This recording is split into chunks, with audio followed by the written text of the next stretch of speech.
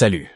Dans cette vidéo, je vais parler de Cry of Fear, un jeu d'horreur incroyable sur les maladies mentales. Donc ouais, un petit, en vrai même un grand trigger warning pour la dépression et les maladies mentales en général. L'auto-mutilation, les suicides, des screamers, et je vais pas vraiment prévenir s'il y en a, et aussi de la violence et du gore, pas mal même pour un jeu avec des graphismes assez vieux. Donc à vous de voir si vous voulez continuer. Alors bon, comment j'ai entendu parler de ce jeu? Il y a quelques années, je suis tombé sur une vidéo intitulée Cry of Fear, the best free game you never played, ou Cry of Fear, le meilleur jeu que vous n'avez jamais joué de Pyrocynical. Et en commençant la vidéo, je me dis que ça serait mieux d'y jouer moi-même. Et le jeu est gratuit en plus de ça, donc franchement, excellent j'ai envie de dire. Ah oui, et d'ailleurs je n'ai pour l'instant toujours pas regardé la vidéo de Pyrocynical, je vais très sûrement la regarder juste après avoir posté la vidéo. Et bien que je sais même pas si la vidéo est bien, en vrai, allez la regarder si vous voulez, après avoir regardé ma vidéo bien sûr. Bon, je crois que je dérive un peu là. Cry of Fear est un jeu fait par Team Six Scalar qui est une petite team de seulement 5 personnes, sorti en 2012. Et bon, ça va commencer à spoiler, je vous conseille de vous-même jouer à Cry of Fear. Le jeu est gratuit et juste incroyable. Si vous voulez mon avis plus approfondi, allez à ce timecode. Et pour les autres, laissez-moi vous raconter Cry of Fear.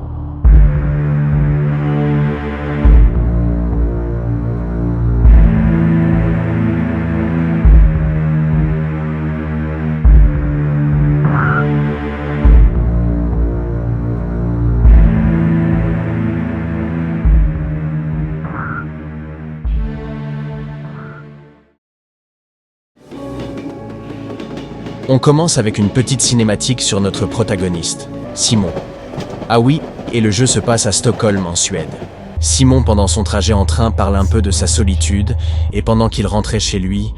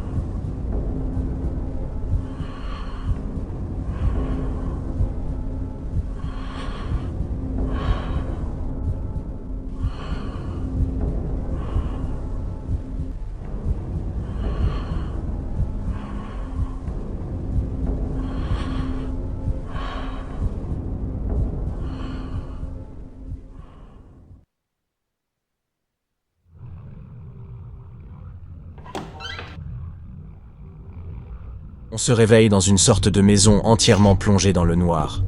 On doit prendre des sortes de photos de croix. Certaines révèlent des détails comme ce message « Je te déteste ».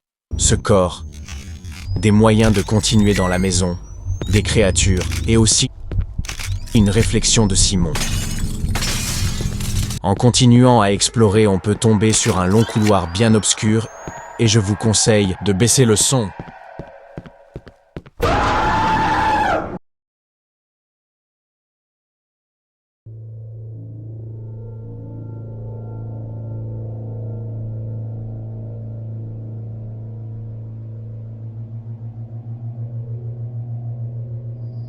On se réveille enfin dans un endroit complètement différent de celui où Simon s'est fait percuter. Il prend alors pour mission de rentrer chez lui.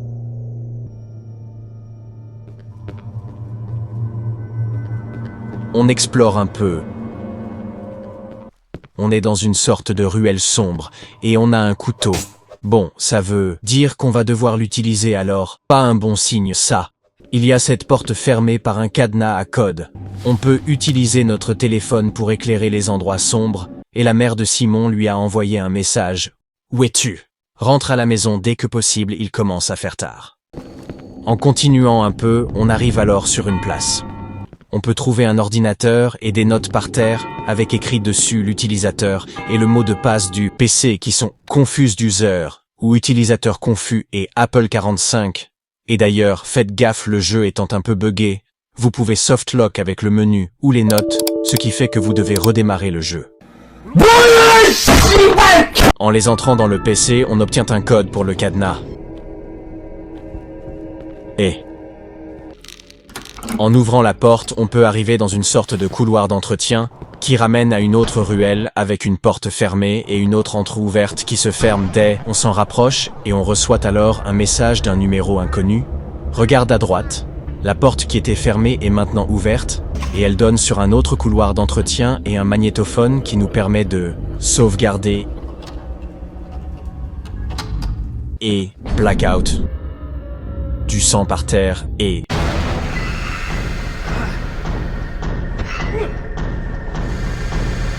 effectivement, on avait besoin du couteau. What the hell? Who was he? I gotta call police.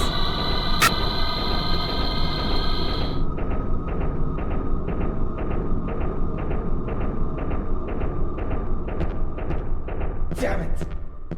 No signal. On peut trouver une seringue de morphine pour se soigner.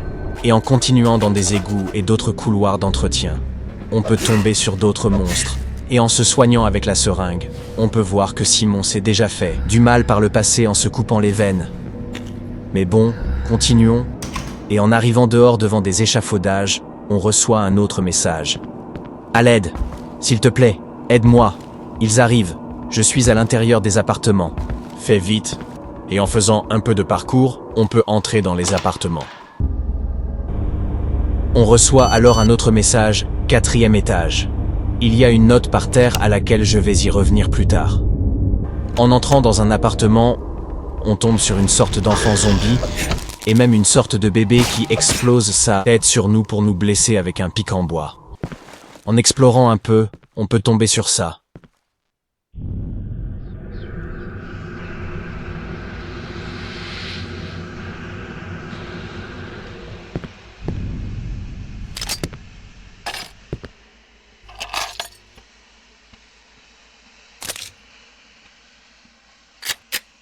On a maintenant une vraie arme, et plus un petit couteau. On est armé, chargé, calibré, bâtard. Après un peu d'exploration, on peut arriver à l'ascenseur qui ramène au 4e étage.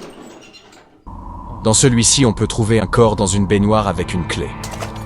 En descendant avec une corde, on peut revenir au 2e étage et... C'était pas là avant ça? Un appartement a même l'air délabré et la gravité semble même être cassée. En continuant et en utilisant la clé, on peut se retrouver dans le sous-sol de l'appartement. Des monstres qui contrôlent Simon pour qu'il se suicide. Une sorte de pièce de torture avec une cassette. En la visionnant à l'aide d'une télé dans un appart, on peut voir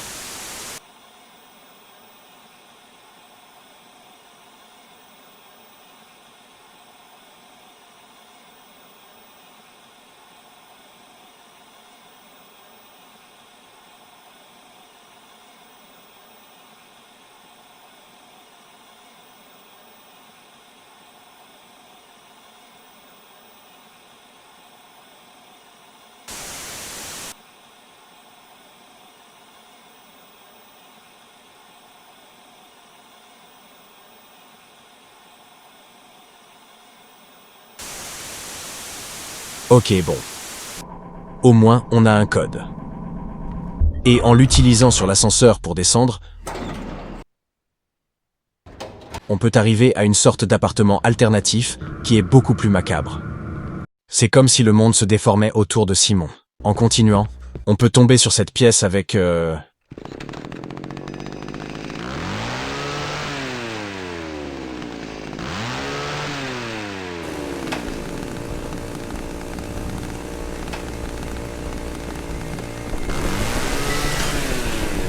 un boss qui est très chiant.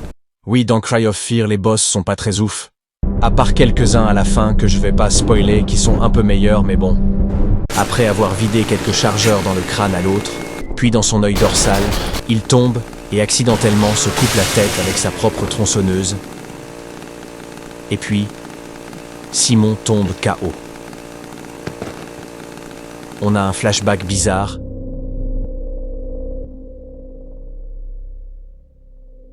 Et puis, Simon se réveille. Il y a une sorte de médecin avec un masque à gaz. Simon le questionne un peu et il lui demande pourquoi il porte un masque à gaz. Il répond. Puis il sort et ferme la porte à clé.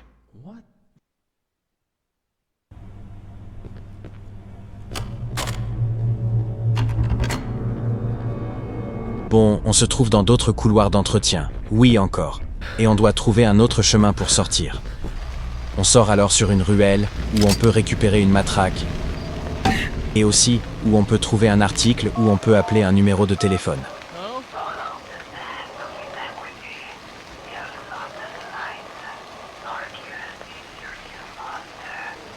On reçoit alors un autre code et on peut continuer sur une cave et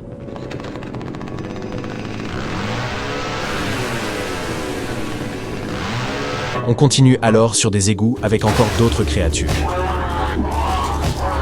En continuant sur un chantier, on peut tomber sur une sorte de complexe intérieur. En continuant, on peut tomber sur une personne et son fusil à pompe. C'est d'ailleurs l'image de chargement. En continuant encore un peu, on peut ouvrir cette porte et il joue à quoi à lui? Hey, what the fuck are you doing? Wait!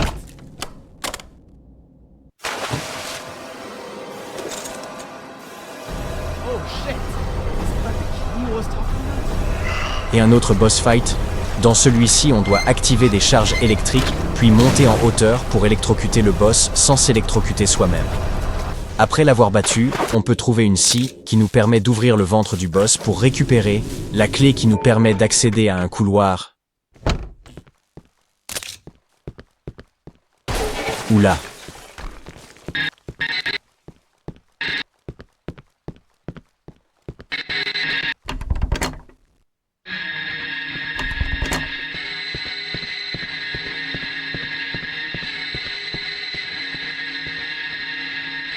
Il y a des messages comme « Qu'est-ce que tu en penses?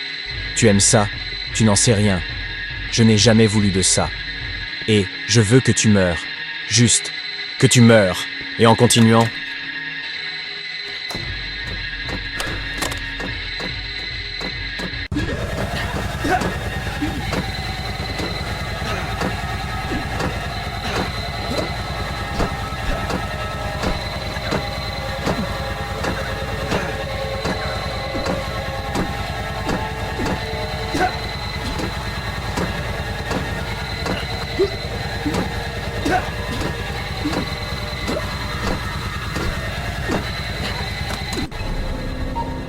on tombe ensuite sur une cinématique qui semble être l'après-incident qu'on a vu dans l'introduction.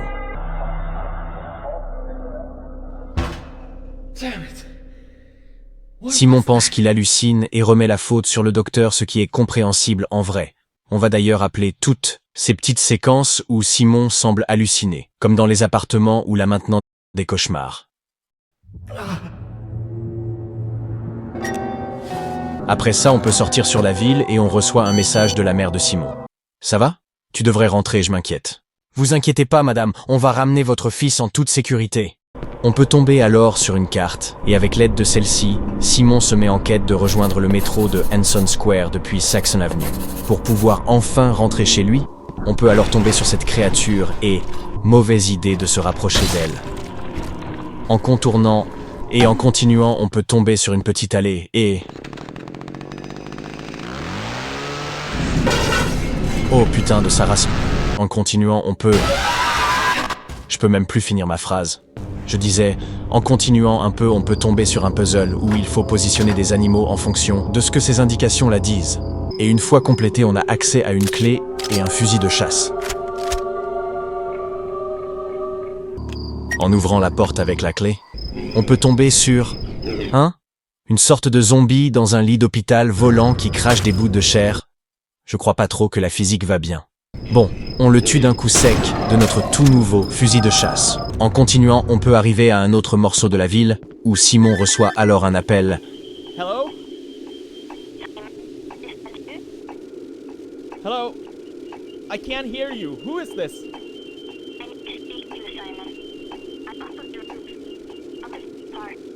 You're... What? You're up on the roof? I can't hear what you're saying. Ok, bon. Après avoir fait une petite chasse au trésor, on peut trouver une clé qui nous donne accès à un des appartements. Et en passant par un balcon et en faisant un peu de parcours sur les toits, on peut tomber sur Sophie, qui est une amie d'enfance de Simon. Une petite conversation s'ensuit, où déjà Sophie ne sait rien du tout de ce qu'il se passe avec les créatures. Elle propose de changer de sujet et demande à Simon comment il va, presque comme une sorte de psy avec ce ton en quelque sorte neutre. En tout cas, c'est vraiment l'impression que ça m'a donné. Les deux s'asseyent et continuent leur conversation. Sophie remercie Simon d'avoir rendu sa vie un peu meilleure. Attends quoi? Ah... Bon, Sophie a subi un harcèlement qui a l'air d'être plutôt hard vu comment elle en parle. Et Simon l'a protégée et a été le seul garçon à avoir été gentil avec elle, malgré qu'il n'était pas très fort en tout cas. Simon lui avoue ensuite ses sentiments et elle a refusé. Simon, en repensant à tout ce qui lui est arrivé, pense qu'il devient fou et qu'il est content d'avoir au moins retrouvé Sophie. Sophie dit tout excitée qu'elle veut se défaire de tous ses problèmes. Et... No, away from everything. Away from all this. What? What do you mean? You know full well what I mean. Wait a sec. You mean all... No! No! No! No! C'était très goofy. Comme, saut. This is making Ah, et sense. il y a un nouveau boss qui apparaît. La carcasse, une sorte de masse de chair, bloquée dans une chaise et qui se déplace à l'aide de chaînes. Simon l'accuse d'avoir causé le suicide de Sophie, qui en vrai, avec tout ce qui se passe, est très compréhensible. On peut s'échapper, mais non, on va affronter nos problèmes. En vidant quelques chargeurs de notre fusil de chasse sur le boss, et en essayant, et je dis bien essayant d'esquiver ses attaques, parce que bon, je pense pas que c'est possible. On peut y venir à bout.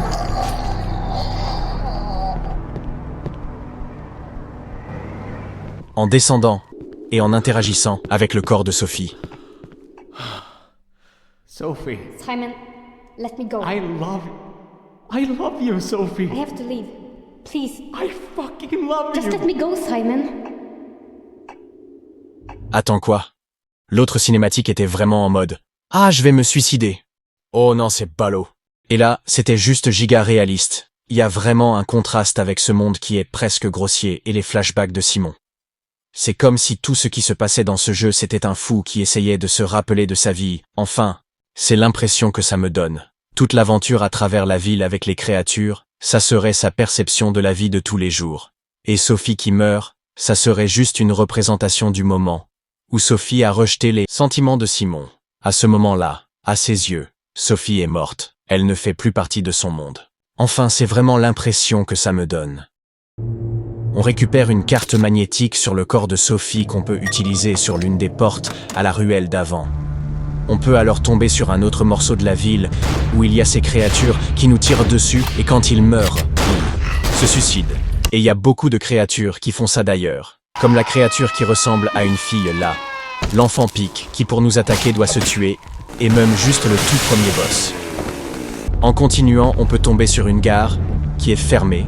On peut l'ouvrir si on trouve un fusible. Bah go à sa recherche, hein. En passant par des couloirs d'entretien, des ruelles et des échafaudages, on peut tomber sur un autre morceau de la ville, où il y a une sorte d'école. Un collège plutôt? Bon bref, on peut trouver un tournevis dedans et l'utiliser sur ce boîtier d'alimentation pour prendre le fusible. Et...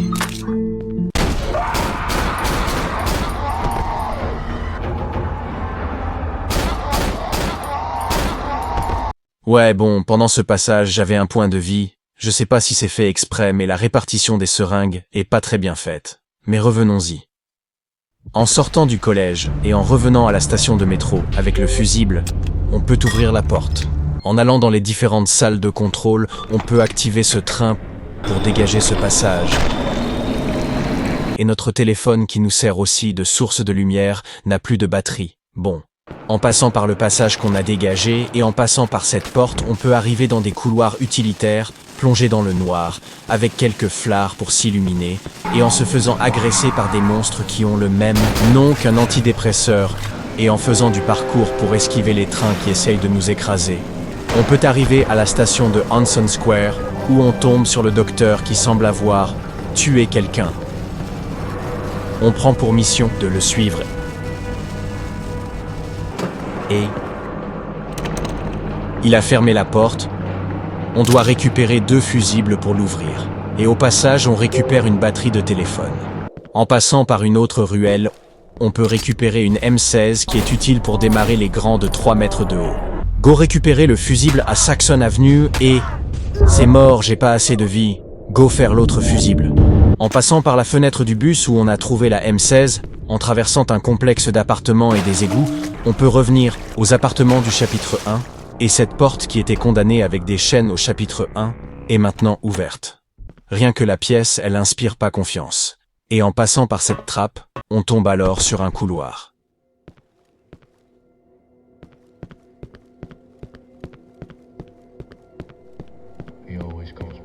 On entend alors une voix qui semble être un rapport d'un psychiatre, très sûrement celui de Simon, qui raconte que Simon n'aime pas trop parler de sa vie avant le jour noir, qui fait très probablement référence au jour de l'accident.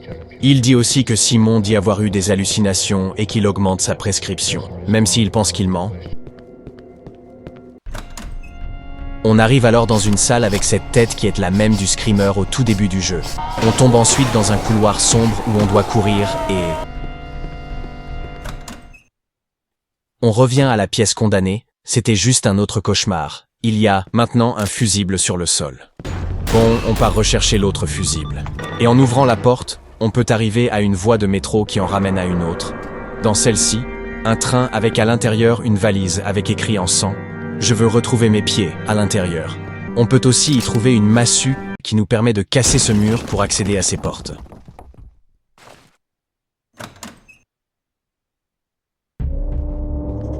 On se trouve alors dans un autre morceau de la station de métro, les murs semblent se tordre, le chemin se transforme pour retirer ces murs et laisser place à des cages suspendues dans le vide. Plus loin, du sang couvre le sol, et le chemin devient complètement chaotique. On arrive alors dans un couloir de maison puis une chambre d'asile psychiatrique, où l'on doit compléter un puzzle avec pour seul indice une note intitulée « Ma vie » qui semble résumer la vie de Simon. Celui-ci, après l'accident, aurait été mis dans une chaise roulante pour le reste de ses jours.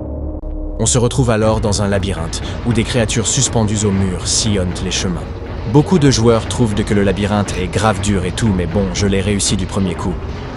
En se rapprochant de la sortie, on a un flashback où l'on apprend que Simon est devenu handicapé après l'accident, qu'il a souffert de dégâts psychologiques énormes en raison de ça, plus du fait qu'il était déjà troublé avant même l'accident. En revenant à la situation,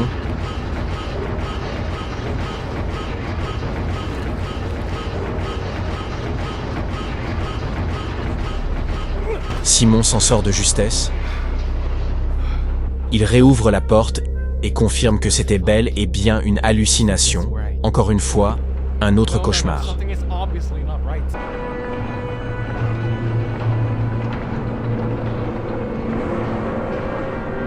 En reprenant les 2 fusibles de l'autre porte, on peut les réutiliser pour débloquer la voie du train. En entrant, le train démarre et on a alors un monologue de Simon, similaire à celui au tout début du jeu. Il en fait d'ailleurs la remarque qu'il est revenu au point de départ. Il fait le topo de la situation et se demande si rentrer chez lui résoudrait vraiment la situation. Mais on a un autre problème. En traversant le train tout en combattant les créatures bizarres là, on peut trouver un pied qu'on peut mettre dans la valise que j'ai mentionné il y a quelques minutes déjà, ce qui déclenche le déraillement du train ainsi que sa chute dans un trou. Les affaires perdues, on sait pas où, Simon doit grimper hors du train avant que celui-ci ne tombe complètement. On se retrouve alors dans une forêt où l'on a pour seule arme un bâton et pour s'éclairer une simple lanterne. Bien que j'aime beaucoup cette partie dans la forêt, je vais devoir en passer une bonne partie. Mais en gros, il y a plusieurs petits puzzles. Ces créatures à l'apparence de femmes fantomatiques qui passent à travers les murs avec leur respiration forte là. Il y a aussi tout un autre cauchemar où on doit esquiver des portes dans une sorte de bunker. Et en y sortant, on peut apercevoir le docteur entrer dans un hôpital psychiatrique. Et un truc qui est facilement remarquable, c'est que cet hôpital psychiatrique est super bien fait. Enfin, je veux dire, ça fait un peu contraste au reste du jeu. Et il y a une raison pour ça, Team Psychscalar est allé prendre exemple sur un véritable hôpital psychiatrique abandonné. Mais revenons-y. On doit rétablir l'électricité. On peut aussi tomber sur une note qui dit que quelque chose ne va pas avec le docteur Purnell, sûrement le nom de l'autre docteur. On peut aussi obtenir un pistolet et un fusil à pompe. En montant les escaliers, on peut tomber sur le docteur. Après une conversation un peu goofy, il nous propose de nous donner la clé de la porte en échange qu'on lui cherche un nouveau pistolet dans l'allée de bowling. Après lui avoir fait sa livraison, en mode il a cru on travaillait chez Amazon. Et là on est confronté à un choix. Lui faire confiance et lui donner le pistolet, ou ne pas lui faire confiance et ne pas lui donner. Je fais le choix de ne pas lui donner et...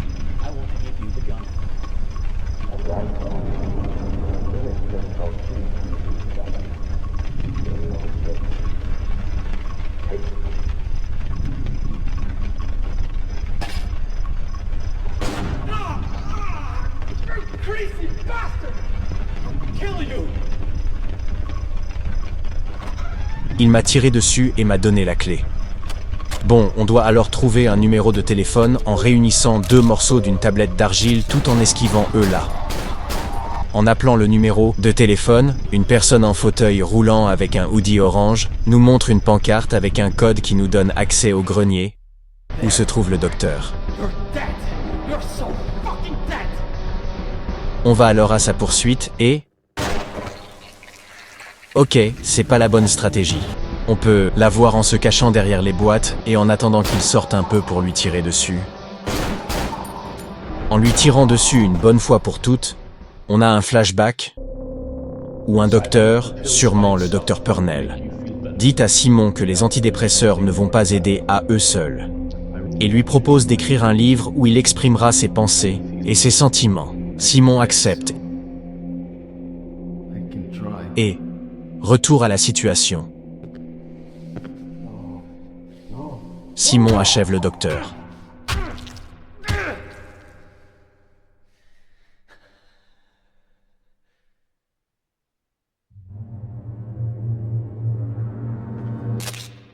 On s'échappe alors de l'hôpital psychiatrique et il fait jour maintenant.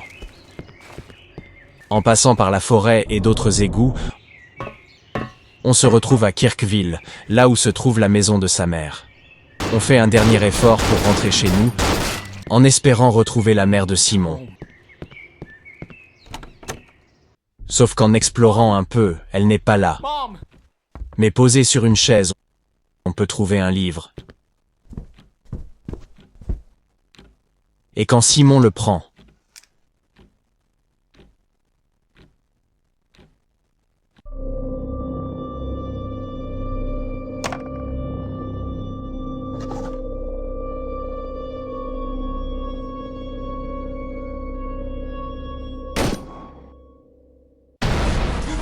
Chapitre 8. Ma vie s'arrête ici. On se retrouve alors dans un cauchemar, le dernier. L'esprit complètement détruit de Simon et ses pensées finales qui se matérialisent sous la forme d'un labyrinthe, où les couloirs se tordent et se déchirent. On se retrouve à grimper plusieurs copies du livre de Simon, ouvert à sa dernière page où un seul mot est répété en boucle, suicide. On peut alors arriver jusqu'à un ascenseur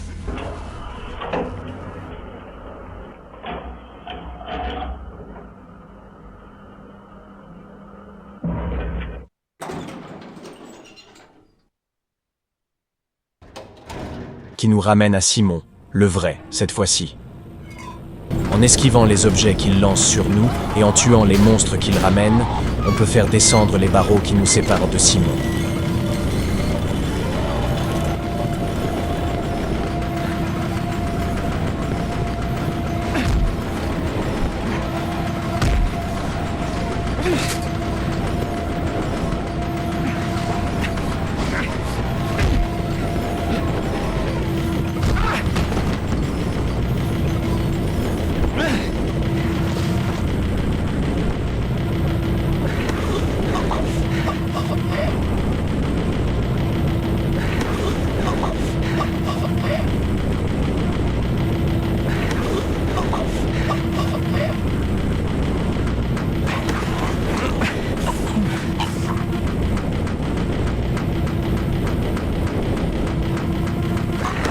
faisant ça, le Simon du livre meurt aussi. On a alors la mauvaise fin du jeu. En tout cas, l'une d'entre elles. On va y revenir juste après, vous inquiétez pas. On apprend dans celle-ci que Simon est mort, mais qu'il a tué aussi son psychiatre, Dr Purnell. Dans la dernière page du livre qui est citée pendant la fin, il accuse Purnell d'avoir empiré son cas. Il remercie Sophie d'avoir été sa seule amie et conclut son livre. This is my conclusion. This is my end. Farewell, everyone.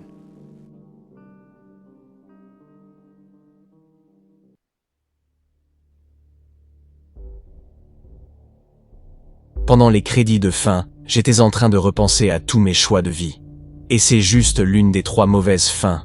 Il y a 4 fins en tout, et celle-ci, c'était la 3e, la moins pire des 3 mauvaises fins.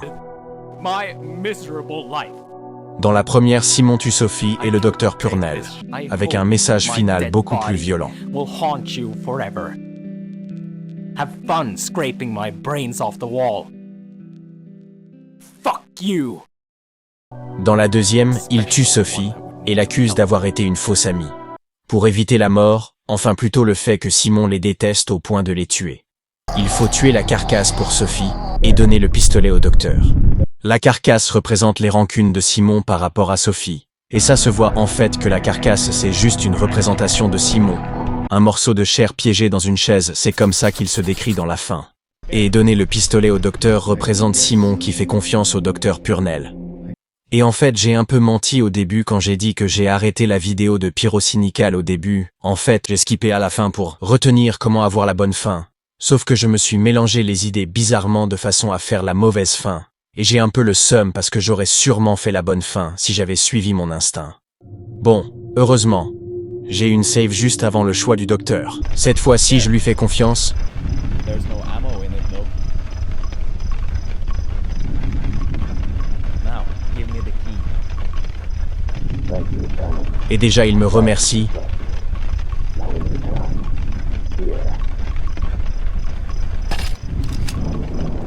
Mais me tire comme même dessus. Crazy bastard! I'll kill you! Un truc que j'ai pas mentionné, est que quand on se fait tirer dessus par le docteur, 1/4 de la vie est bloqué. Sauf que cette fois-ci, c'est plus 1/4 mais 1/3 de la vie.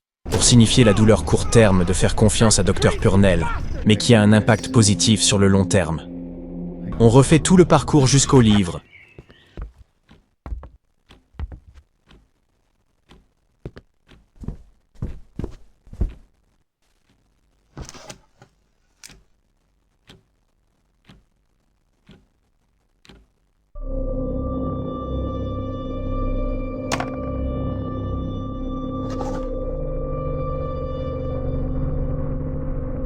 Et juste avant que le vrai Simon se suicide, Simon du livre apparaît. On part à la poursuite de Simon du livre, qui a maintenant une apparence beaucoup plus meurtrie. Ah oui, et on est en chaise roulante. Du coup c'est un peu compliqué. Simon du livre apparaît plusieurs fois pour nous attaquer et on en profite pour lui tirer dessus. Et au dernier tir,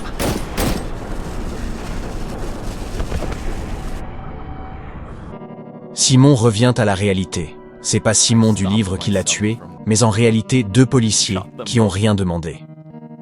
Dans la dernière page du livre, Simon raconte que les docteurs ont attesté qu'il avait une psychose. Et du coup, il sera interné à un hôpital psychiatrique. Il dit qu'il va maintenant beaucoup mieux. Qu'il s'excuse encore une fois auprès de Sophie malgré qu'elle a déjà pardonné Simon. Maintenant, elle a aussi un petit ami. Il raconte avoir écrit une bonne fin juste pour lui, ce qui est un peu touchant en vrai, et qu'il se pardonnera jamais pour avoir tué ces 2 policiers.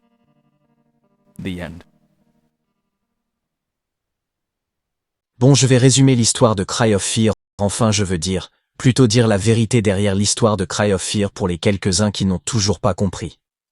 Simon, un jeune adulte de 19 ans qui avait déjà une santé mentale très troublée et qui vit chez sa mère à Kirkville, a été percuté par une voiture en rentrant chez lui, le fameux jour noir. Des suites de l'accident, le bas de son corps fut complètement paralysé. Il fut obligé de passer le reste de ses jours en chaise roulante, ce qui a encore plus enfoncé son état mental. Son psychiatre, Dr Purnell, lui recommande alors d'écrire un livre où il exprimera ses sentiments et ses pensées. Et c'est là où le jeu commence. On joue à l'intérieur du livre. Et c'est à travers celui-ci qu'on doit combattre les démons de Simon. Soit on le fait et on a la bonne fin, ou soit on fuit les problèmes et on les laisse grandir jusqu'au point où Simon ne peut plus les supporter. Et mauvaise fin. Il y a plein de petits détails et de secrets dans Cry of Fear. Je vais en parler de seulement quelques-uns. Tout d'abord en complétant le jeu avec la difficulté Nightmare et avec un rang S, ce qui est astronomiquement dur. On peut obtenir le livre de Simon en tant qu'arme. En gros, on le met face aux ennemis et ça crache du feu. Tous les petits détails qui foreshadow la fin, comme l'homme handicapé de l'hôpital psychiatrique qui est en fait le vrai Simon, ou la mallette du train qui est une référence évidente à l'handicap de Simon, et aussi cette voiture de police dans le chapitre 2 dont la radio parle d'un accident de voiture. Il y a aussi les notes de l'appartement au tout début dans le chapitre 1, vous vous souvenez? Et bah en gros, c'est les notes du tueur dans les appartements et c'est aussi le gars mort dans la baignoire là. Et c'est d'ailleurs un pédophile. Est-ce que ça a un rapport avec le passé de Simon, ou c'est juste un moyen d'introduire les créatures enfants? Ce qui est plus probable en vrai, mais on sait pas. En parlant de potentielles raisons sur l'esprit troublé de Simon, il y a aussi le fait que son père n'est jamais mentionné, du tout. Est-ce que ça veut dire que Simon n'a pas connu son père? Comme l'autre, on sait pas. Il y a aussi du contenu bonus à Cry of Fear, comme le mode docteur qu'on obtient en complétant le jeu principal. C'est un peu comme le mode Fourth Survivor de Resident Evil 2, où en gros on doit compléter un petit parcours, où on repasse par plein de petits morceaux du jeu, avec plus de difficultés, et en gros la mission consiste à brûler le livre de Simon en tant que Dr Purnell, ce qui est bien évidemment pas canon à l'histoire de base.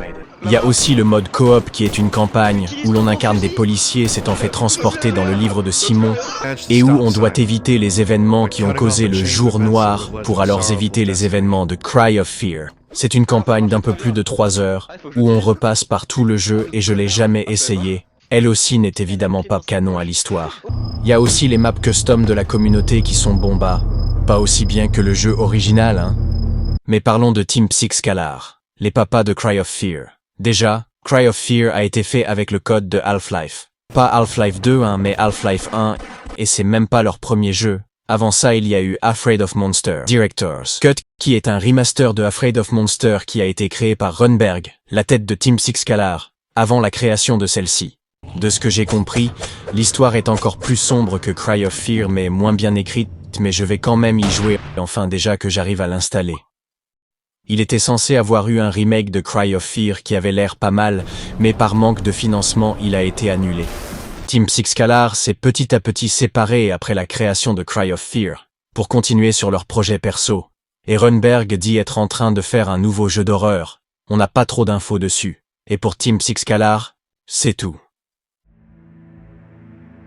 Cry of Fear est le meilleur jeu solo gratuit auquel j'ai joué. Ça a une histoire très sombre mais qui est un quasi 10 sur 10. Et je ne vois même pas comment la façon dont elle est racontée à travers le jeu pourrait être meilleure. Pour finir, je vais juste dire que Cry of Fear peut paraître à certains moments ridicule et absurde. Mais si c'est votre remarque, c'est que vous êtes déjà sous l'illusion de Cry of Fear.